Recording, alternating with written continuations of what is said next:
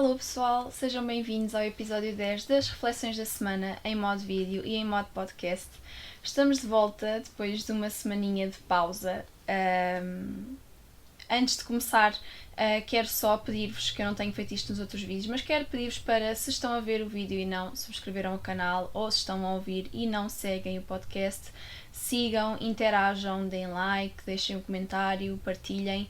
É mesmo importante para o YouTube também saber que pode sugerir este vídeo e o podcast, aliás, o Spotify saber que também pode sugerir este podcast a outras pessoas.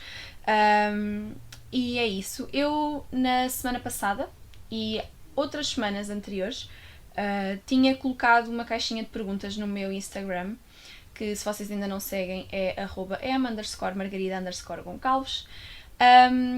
Para ouvir as vossas dúvidas, e neste caso eu fiz uma pergunta mais específica, que era: qual é que era a vossa maior dificuldade ou dúvida que vos estava a dificultar na passagem para o vegetarianismo, veganismo, ou a iniciar a mudança, ou a continuar a mudança, enfim, aquilo que vos estivesse a tornar isto mais difícil. Que é normal que aconteça, mas que eu quero um bocadinho que vocês percebam que vocês têm sempre de ver esta mudança como uma coisa boa, uma coisa positiva.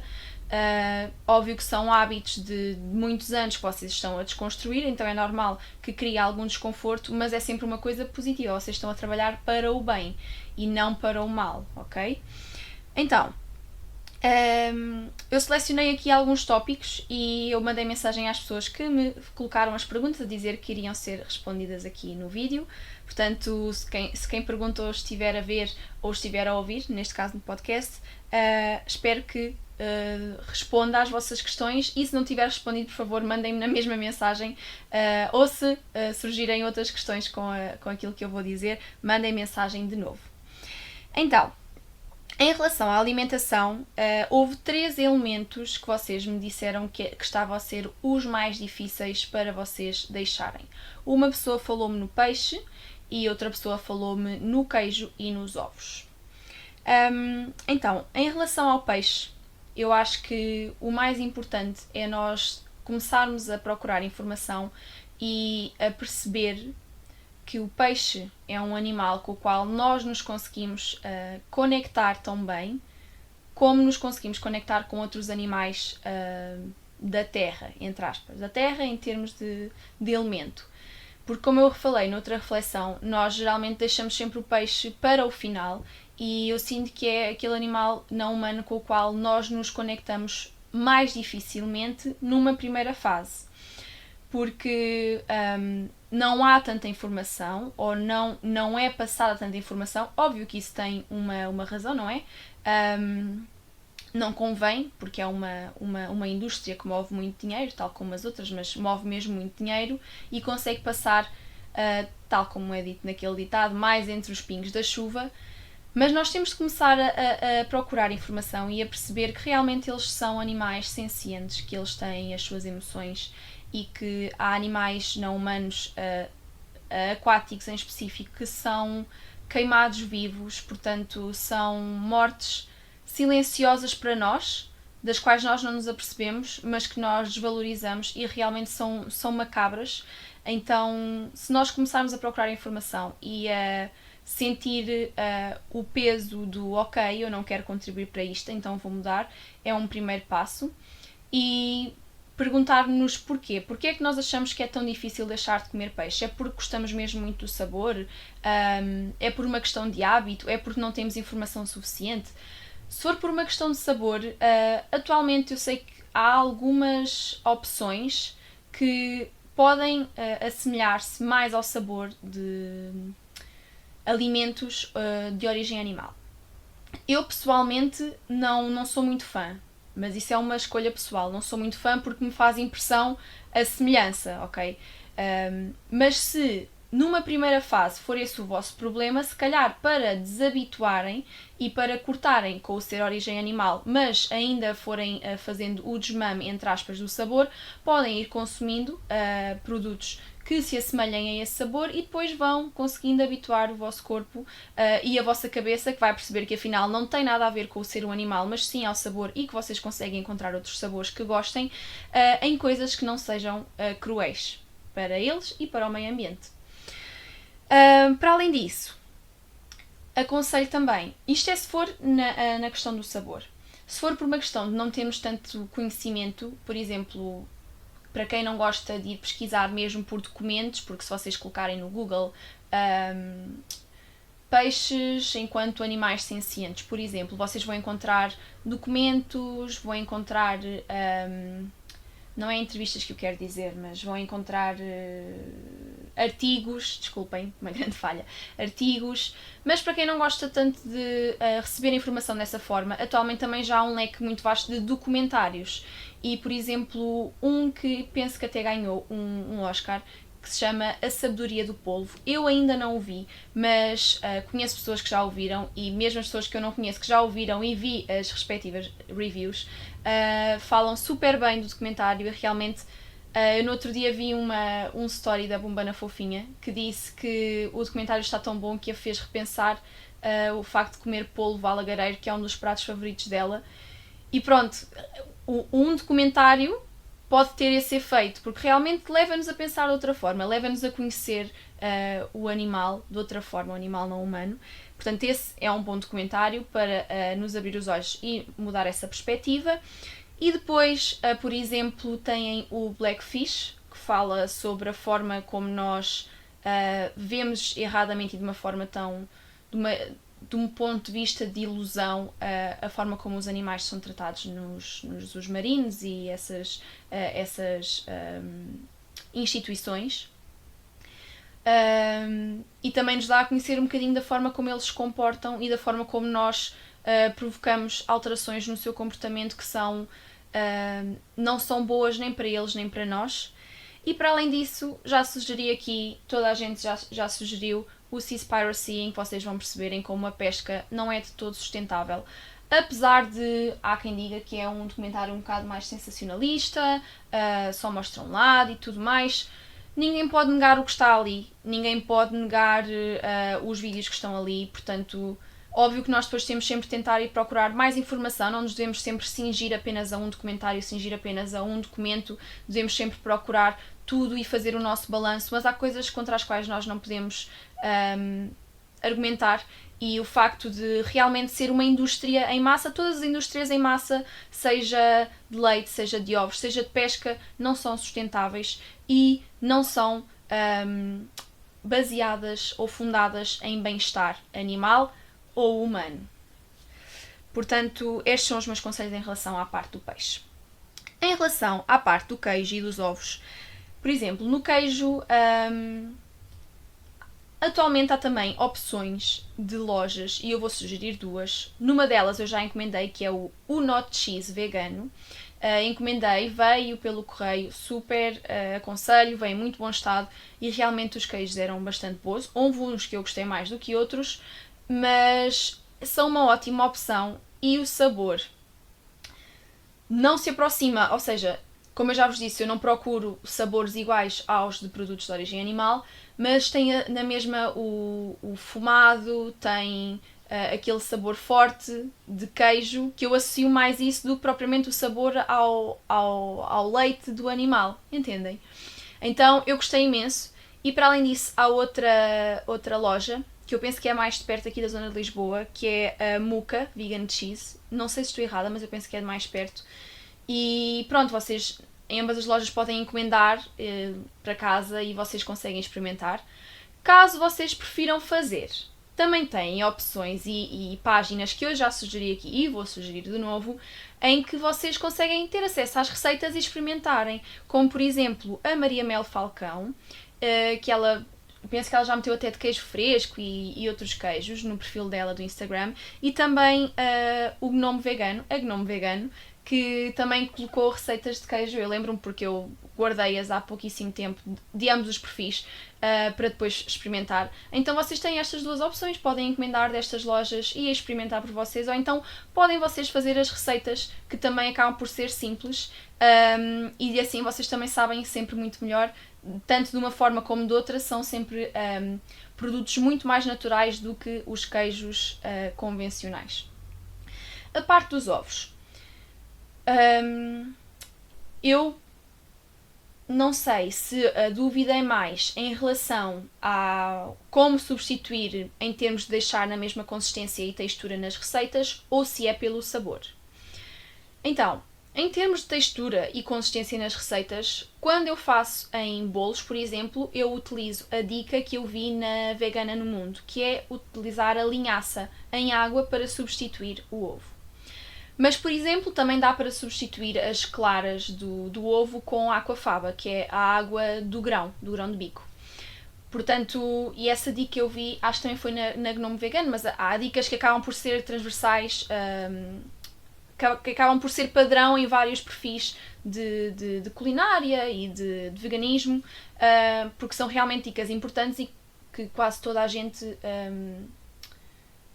mete cá para fora, entre aspas. Hoje está-me a sair muito, muito mal. Em que as pessoas realmente publicam para chegar a mais gente. Pronto, porque são dicas importantes. Então, sugeriria estes dois, a linhaça e a aquafaba, e mesmo o próprio grão também é um grande substituto do ovo. Por exemplo, quando comparamos diretamente a parte das proteínas, do zinco, se vocês forem ver, o grão tem é muito melhor, muito mais nutritivo, muito mais rico nesse aspecto do que o ovo, então também pode ser um bom substituto se a vossa preocupação é em termos de saúde, ok? Então, última questão em relação à parte da alimentação. Eu vou ler o que esta seguidora me disse, que foi: ver o resto da família a comer carne ao pé de mim, principalmente quando estou cansada e não me apetece cozinhar. Ok. É completamente normal sentirem isto. O que é que eu sugiro? Tentarem, sempre que vocês, imaginem, se calhar em vez de cozinharem 2 vezes num dia, ou em vez de cozinharem todos os dias, cozinham uma vez por dia ou cozinham uma vez para 2 dias. E isto implica que vocês façam uma planificação das vossas refeições, seja escrita, seja mental. Pronto, vocês terem a noção, imagina, agora que vão cozinhar para o almoço e fazem uma massa com legumes, com tofu, por exemplo, e fazem uma quantidade maior para dar para o almoço e para o jantar. Assim, ao jantar já não têm de se preocupar. Se fizerem uma quantidade ainda maior, se calhar dá para o almoço, para o jantar e para o almoço e para o jantar do dia a seguir. Estão a ver? Portanto, preparar, dependendo da vossa disponibilidade, dependendo da vossa rotina, tentarem ver em que dias é que vos dá mais jeito e conseguem cozinhar com mais energia, com mais amor e com mais cabeça as vossas refeições, e ver em que quantidade é que conseguem cozinhar para dar para o número de dias suficiente até à próxima vez que vocês precisem e consigam voltar a cozinhar. Ou seja, se conseguirem cozinhar sempre ao almoço, fazem sempre para o almoço e para o jantar, cada dia. Se conseguirem cozinhar à segunda e depois à terça não conseguem porque têm o dia super cheio, na segunda fazem para segunda inteira e terça inteira. Okay?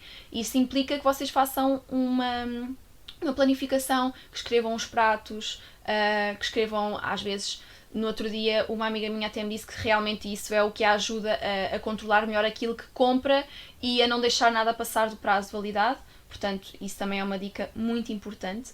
E assim evitamos estas tentações, entre aspas. Estou a dizer tentação no sentido de realmente uma pessoa que está cansada e não apetece cozinhar e vê as outras pessoas que já têm a comida feita a consumir uma coisa que nós não queremos comer. É sempre, se nós não estivermos tão seguros daquilo que queremos, pode ser um tiro no pé, por assim dizer. E se vocês tiverem essa consciência e essa organização, isso não acontece, vocês não sentem esse desconforto, portanto, poupa-vos tanto a nível físico como emocional. Vocês estão sempre bem, têm sempre a comida pronta, comem quando quiserem e então depois não têm de sentir essa luta ou essa frustração de chegarem ao final do dia e não quererem cozinhar e terem de assistir a a um conforto à vossa frente que não é necessário e que vocês não querem para vocês. E pronto. Outra pergunta também ainda em relação à alimentação era sobre o difícil acesso e a falta de informação sobre os produtos. Em relação a isto, eu só posso aconselhar aquilo que eu tenho aconselhado até aqui. Eu já sugeri aqui muitas páginas, portanto, se vocês forem para trás nas reflexões da semana, nas descrições, tem muitas páginas mesmo sobre alimentação, sobre ativismo, onde vocês podem informar, e todas as páginas dão dicas e dão informação nutricional, seja sobre produtos em específico, seja sobre temas no geral. Então são sempre muito completas, e se vocês seguirem essas páginas vão acabar por inconscientemente também construírem a vossa forma de ver e de estar nesta mudança, porque se vocês constantemente forem recebendo essa informação no vosso feed, se forem gravando, se forem guardando, se forem lendo, vocês também vão começar a recolher essa informação para vocês e a fazer com ela aquilo que faz mais sentido na vossa rotina. Depois, saindo da parte da cosmética, saindo da parte da alimentação e entrando na parte da cosmética, desculpem, falaram da falta de autonomia, ou seja, do facto de nem sempre nós sermos os responsáveis pelas compras da casa, okay? Se vocês são menores, se vocês estão ainda ao encargo dos vossos pais, avós, etc., se ainda não têm autonomia financeira, independência financeira, aliás, é uma situação sempre muito complicada, tanto na parte cosmética como da alimentação, mas neste caso vou focar na parte da cosmética. E o que eu sugiro é tentar apelar à parte consumidor consciente, ou seja, geralmente as pessoas que investem estão sempre à procura de algo mais barato, e neste caso da cosmética torna-se uma luta muito direta entre o caro imediato, ou mais caro imediato, porque eu não acho caro na maioria dos casos, mas pronto, o mais caro imediato que se converte em mais barato a longo prazo, versus o mais barato imediato que se converte em caro a longo prazo. O primeiro refere-se aos produtos de cruelty free e vegan, como por exemplo nos shampoos sólidos, em que as pessoas dizem é muito mais caro, compramos um shampoo sólido por, sei lá, 8€ e eu compro uma caixa, uma embalagem por 2€. Ok, mas supostamente o shampoo sólido rende muito mais do que o shampoo líquido. E óbvio que isto depois também depende do tamanho do vosso cabelo, mas é sempre uma proporção em relação a cada um de vocês, está bem? Isto não é universal. No meu cabelo é muito maior, se calhar, do que alguns de vocês que estão a ver, então não me dura o mesmo que vai durar a vocês dura-vos mais, pronto. Mas isso não tem a ver com o produto em si, tem a ver com o cabelo em que está a ser utilizado. E se calhar dar a entender, dizer isto aos vossos pais, às pessoas que estão responsáveis pelas compras, do género, ok, isso se calhar é mais barato aqui, mas olha, se comprares isto que pode ser um pouco mais caro, vai durar muito mais tempo. Então tu vais pagar agora, mas vais ficar não sei quanto tempo sem pagar porque rendeu. E isto dá tanto para a parte dos shampoos sólidos, dos amaciadores sólidos, dos cremes, dos copos menstruais, dos pensos não descartáveis, portanto os pensos de pano, que pode ser um investimento maior e é ao início, mas dura-nos muito tempo, dura-nos anos. Em vez de nós estarmos sempre a comprar todos os meses uma caixa de pensos e de tampões, investimos a longo prazo. E óbvio que às vezes pode ser um custo maior, então o que é que vocês podem fazer? Tal como na alimentação eu sugeri, vão começando a dosear. Ok, hoje vou comprar um penso, mas vou continuar ainda a usar o resto que tenho ali, tudo bem. Daqui a 2 meses tenho mais dinheiro, compro o outro, compro o copo menstrual. O que interessa é vocês começarem a ter a consciência e mudarem. E se vocês passarem essa informação, se vocês venderem a vossa ideia, que no fundo é isto, aos vossos pais, aos vossos... mesmo sem ser as pessoas que estão responsáveis, pessoas que vocês queiram influenciar desta forma positiva, se vocês falarem desta forma a dizer que é um investimento que pode ser um pouco maior ao início, mas que rende muito mais, então que acabam por poupar dinheiro, as pessoas veem de outra forma, automaticamente. Pronto. Às vezes, sem isso resultar, o que vocês podem também fazer é mostrar realmente a realidade dos produtos que são testados em animais, seja através de vídeos, seja através de documentos, seja através, por exemplo, do meu último episódio das Reflexões da Semana, em que eu falo sobre isso, sobre a parte das leis e sobre quão fracas elas são. E aí pode ser que eles também tenham um choque um pouco da realidade e comecem a ver de outra forma. E pronto, era isto que eu tinha para hoje. Entretanto, já estão nos 19 minutos. Antes de terminar, a sugestão da receita desta semana são uns folhados bem simples de fazer, super simples de fazer, de legumes. Portanto, vou deixar a receita no final do vídeo. E eu sei que este vídeo sai às 9 da noite e que hoje é o dia da mãe. E eu quero só fazer aqui uma ressalva, que é: nós todos os dias desvalorizamos os laços de família dos animais não humanos, mas não se esqueçam que, tal como nós gostamos de celebrar e de relembrar as nossas mães e homenageá-las, também eles têm esse direito, também eles têm o direito a desfrutar da sua vida, da sua família, e cada vez que nós contribuímos para a sua tortura, para o seu afastamento, para o seu sofrimento, nós estamos a ir contra aquilo que nós depois tentamos praticar. Portanto, a indústria do leite principalmente, mas sem ser essa indústria do leite, todas as outras, nenhuma respeita ao sentido de família. E lembrem-se que, tal como vocês amam a vossa mãe, também eles amam as suas mães, e também as mães que perdem os filhos amam os seus filhos. E é isto. Sejam sempre bondosos. Beijinhos, estamos juntos e estamos a tornar-nos cada vez melhores a cada dia que passa. Até para a semana.